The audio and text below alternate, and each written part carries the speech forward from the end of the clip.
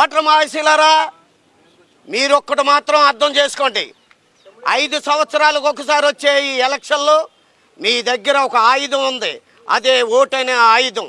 ఆ ఆయుధంతో మీ దగ్గర ఉంది కాబట్టి రాజకీయ నాయకులంతా మీ చుట్టూరు తిరుగుతూ ఉంటారు. మాకంటే తెలివైన వాళ్ళు ఓటర్లు.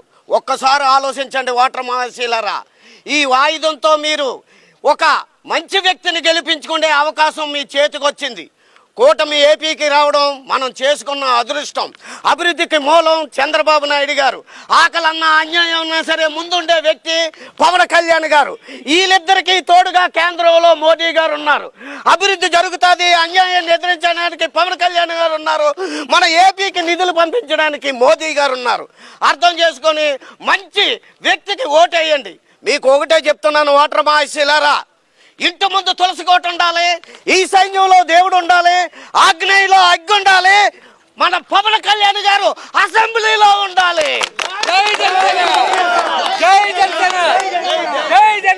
ఓటర్ మహాశీలారా, చర్చిలో యేసుప్రభు ఉండాలి, మసీదులో అల్లా ఉండాలి, తిరుపతిలో వెంకన్న బాబు ఉండాలి, మన అసెంబ్లీలో పవన్ కళ్యాణ్ గారు ఉండాలి.